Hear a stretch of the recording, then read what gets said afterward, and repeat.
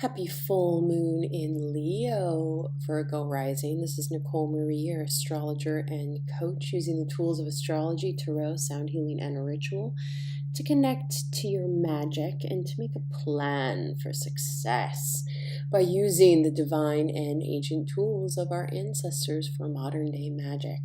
So this is a special treat, for this is looking at where this full moon is impacting your chart. And I will also do a little tarot reading for the next lunar cycle ahead.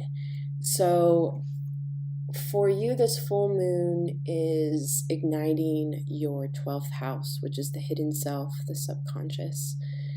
And this will be a time to really go within, to take time to rest, that your inner world is going to be a lot more important than the outer world, if you will. You're going to be more focused on that inner story. And since the full moon eclipse is really highlighting that shadow self, often Virgo, it's the things that you judge in others, what you criticize and blame in others is something that's in yourself that's out of balance. And often it's because you've been giving too much, and your perspective, your lens in which you're seeing life is that you're kind of giving everything away and not receiving. So your responsibility is to take time to receive. So that's why this 12th house is for you to look inside and to look at, where are these limiting beliefs? Where is it that I give my power away? And, what is my relationship to my creative self? Because you have the self, creative self, you have this archetype of, the inner critic, you have your powerhouse, you have your masculine, feminine energy. There's so many aspects of who you are. So looking at all of them, and really specifically look at that shadow, that subconscious pattern that is keeping you in this cycle, because you have a chance to do a new cycle. That's what the power of this eclipse is. It really wants you to end a belief, end a habit or a feeling that no longer serves you, and look for a new beginning, to heal it, to empower it, and to transform it into something new. So I'd like you to write down 20 things you're grateful for in your life. Then write down 10 things that you have accomplished in the past 6 months. Now I want you to go into meditation after you've done this and focus on your solar plexus and tune in to any feelings, thoughts, or sensations that may arise. Ask yourself, show me my gifts to share with the world. Now write down a few sentences about your gifts and make a plan of action of how you want to embody those gifts in the next 6 months. So for example,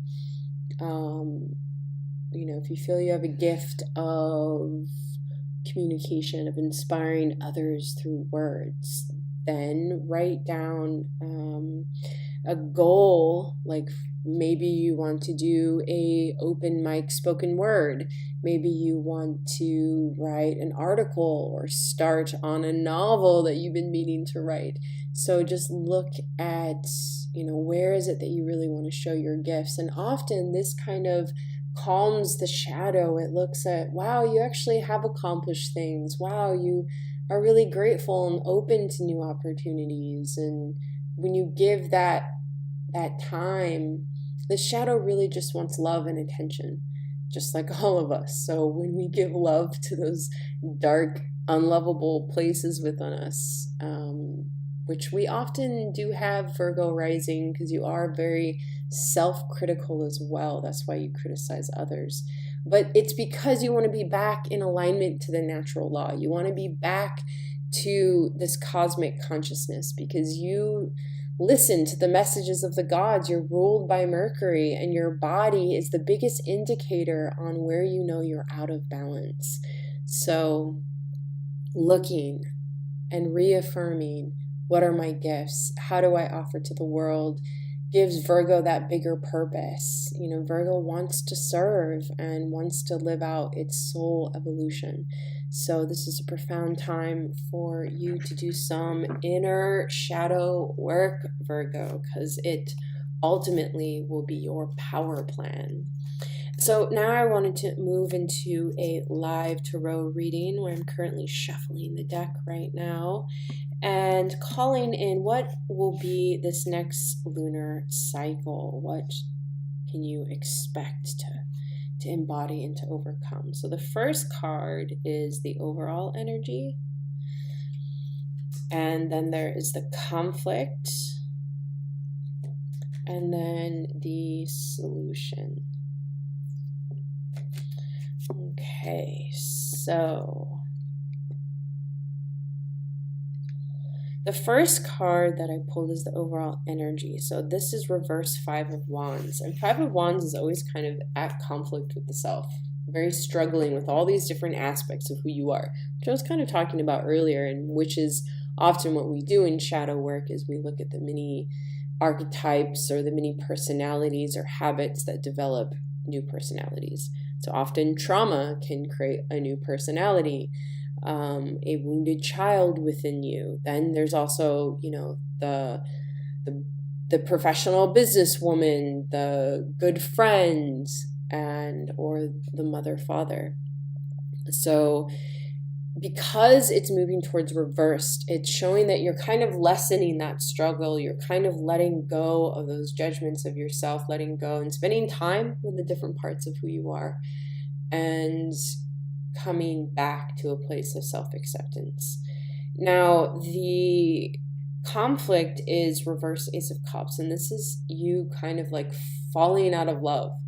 And what that shows is kind of like, you kind of fall out of those old places of who you are. Like, you're this, like, actually, you're not a wounded child anymore. You're a grown-up. You can cook your own food, make your own decisions. How can you tend to that inner child? How do you